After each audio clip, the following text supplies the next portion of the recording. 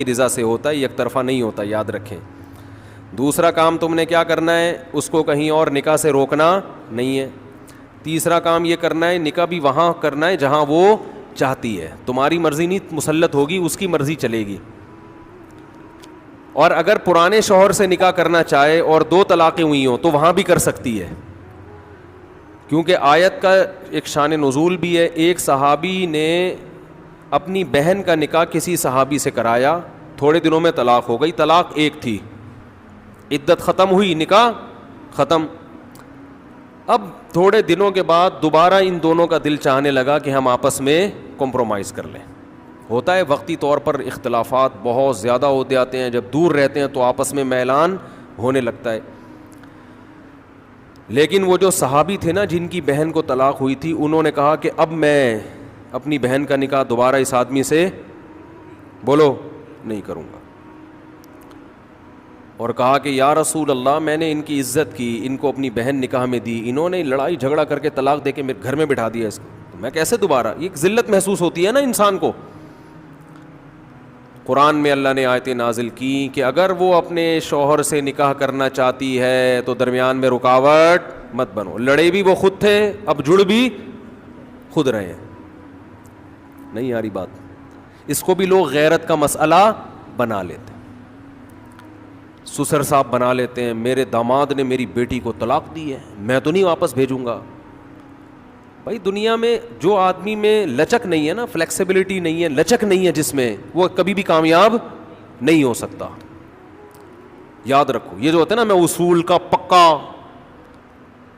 بھائی اصول کا پکا ہونا تو اچھا ہے, لیکن یہ اصول ہی غلط ہے کہ جو کہہ دیا تو اس پہ قیامت تک قائم رہنا ہے. یہ اصول ہی غلط ہے.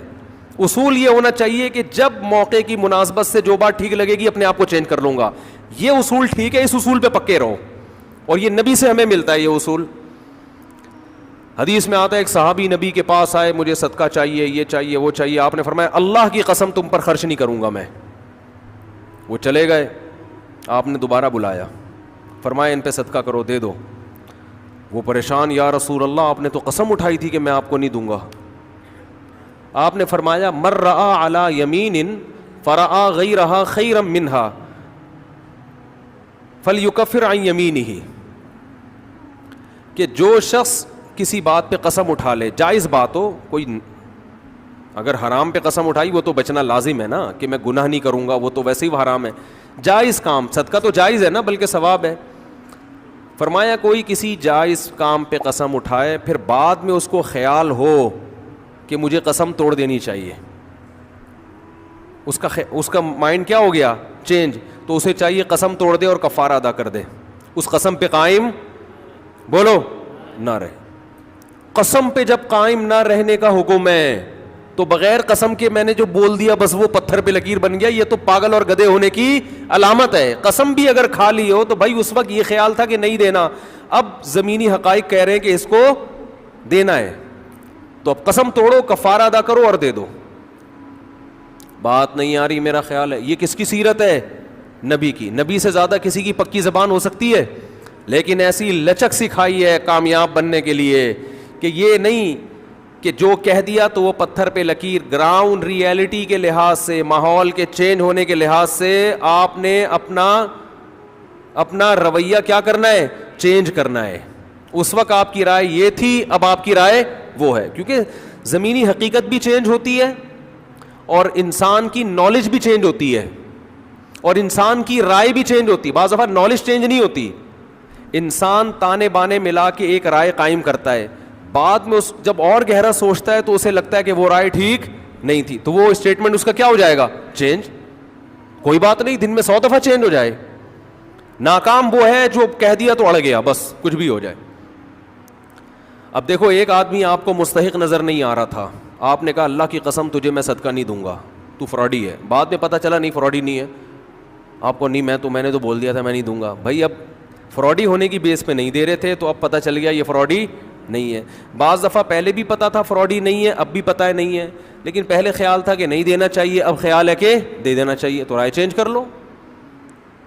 بہت مشکل ہے. اور گھریلو جھگڑوں میں تو میاں بیوی کی طبیعت میں اگر لچک نہیں ہے نا, 4 دن بھی ان کا رشتہ نہیں چل سکتا. یہ تو مجھ سے ابھی لکھوا کے سگنیچر انگوٹھے لگا لو, جیسے سبزی والے نے ٹھپے لگائے تھے انگوٹھے لے کے گھوم رہا ہوں. لیکن آپ انگوٹھے نہیں, آپ مجھے پکڑ لینا, میں کہاں بھاگوں گا. وہ جب بھی انگوٹھے کی بات آتی ہے مجھے وہ سبزی والا یاد آتا ہے جس کو میں نے بزنس کے لیے پیسے دیے تھے اور اس نے ایمانداری میں اسٹیمپ پیپر پہ اپنے انگوٹھے لگا کے دیے تھے. جب وہ پیسے لے کے بھاگا تو 3 سال میں نے وہ انگوٹھے سنبھال کے رکھے. اب لوگ مجھے کہتے ہیں نا وہ فلاں آدمی کو میں اتنے کروڑ روپے دے رہا ہوں تو اتنا ایماندار ہے, میں تو اسٹیمپ پیپر پہ لکھوا رہا ہوں اور انگوٹھے بھی لگوا رہا ہوں. میں کہتا ہوں یہ انگوٹھوں کا تذکرہ میرے سامنے مت کیا کرو, انگوٹھوں سے کچھ بھی نہیں ہوتا. بندہ اگر 2 نمبر ہے, اسٹیمپ پیپر بکری کو کھلا دینا, کسی کام کا نہیں ہے یہ اسٹیمپ پیپر, عدالت سے بھی نہیں نکلوا سکتے. سمجھتے ہو, لکھوایا کرو ضرور لیکن اس سے ہوگا کچھ بھی نہیں. عدالت انگوٹھا دیکھ کے بولے گی بس ٹھیک ہے انگوٹھا, اب انگوٹھے کو پکڑ کے جیل میں ڈال دو, بس انگوٹھے کو دیے تم نے پیسے. بندہ تو پکڑائی میں آئے گا ہی نہیں, آ بھی گیا تو کچھ بھی نہیں کر سکتے. عدالت کہے گی دیے کیوں تھے. تو پیسہ دینے سے پہلے 100 دفعہ سوچا کریں. خیر, تو کیا بات چل رہی تھی؟ ابے انگوٹھے کی بات کہاں سے آئی؟ ہاں, لچک پیدا کرنا. میاں بیوی کا رشتہ تو ایسا ہے کہ اگر آپ کہیں نا کہ جو میں نے کہہ دیا بس وہ کیا ہے, آرڈر از آرڈر, تو بھائی اس کا مطلب آپ میدان جنگ میں کھڑے ہوئے ہیں, دشمن کی فوجیں آپ کے سامنے ہیں اور آپ ایک فوج کی کمانڈ کر رہے ہیں کہ گولی چلانے کا آرڈر دیا تو کیا کرنا ہے. یہ گھر ہے, یہ میدان جنگ بولو نہیں ہے. یہاں آپ کا اسٹائل یہ ہونا چاہیے, آپ نے بیوی کو آرڈر دیا, گراؤنڈ ریئلٹی یہ کہہ رہی ہے کہ بھائی میرا روب اس پر بیٹھا ہوا ہے اور وہ پکوڑے بنا کے خود ہی کھا رہی ہے, آپ کو ایک لقمہ بھی نہیں کھانے دے رہی. آپ غصے میں آئے, آپ نے کہا بیگم مزید پکوڑا اگر کھایا نا تو, گراؤنڈ ریئلٹی کہہ رہی ہے کہ اس دھمکی سے یہ پکوڑے کھانا چھوڑ دے گی نا. لیکن آگے اس کا ایٹیٹیوڈ آپ نے دیکھا, اس نے کہا تو کیا کر لے گا, فوراً وہ کرچھلی اٹھائی, تو کیا کر لے گا, فوراً لچک پیدا کرو. بولو تو صبر کروں گا اور کیا کروں گا. یہ کامیاب, یہ گھر کیا کیسے چلے گا, یہ رشتہ جوڑا رہے گا. اگر آپ نے اس کے ایٹیٹیوڈ دیکھ کے, اس کی پیشانی پہ سلوٹیں دیکھ کے اپنی دھمکی کو واپس نہیں لیا تو یہ گھر کیا ہوگا, پکوڑے تو کھا لو گے آپ لیکن آپ کے بچوں کی ماں مارکیٹ سے شارٹ ہو جائے گی. تو اس میں گھر کے اندر کا اصول لچک. کامیاب آدمی وہ, ہاں ناقابل برداشت کوئی معاملہ ہو جائے تو ایک الگ بات ہے. تو اللہ نے کیا حکم دیا کہ اگر ڈیورس ہو گئی ہے پھر دوبارہ ملنا چاہتے ہیں تو کباب میں ہڈی بولو مت بنو, ملنے دو ان کو, کوئی مسئلہ نہیں ہے. ہاں یہ قرآن نے کہا ہے کہ اس شرط میں ملیں کہ ان کا اپنے بارے میں یہ خیال ہو کہ دوبارہ وہ جھگڑے نہیں کریں گے. ایسا نہ ہو ملتے پھر وہی ٹینشنیں شروع کر دیں. اب دوبارہ اپنی اصلاح کر کے آئیں کہ بھئی اب ان ماضی کے قصوں کو چھیڑنا نہیں ہے. لیکن یہ 1 یا 2 طلاقوں کے بعد ہے, 3 طلاق کے بعد نہیں مل سکتے جب تک کہ کہیں اور نکاح نہ ہو جائے اس کا. تو خیر, قرآن مجید میں اس میں اللہ نے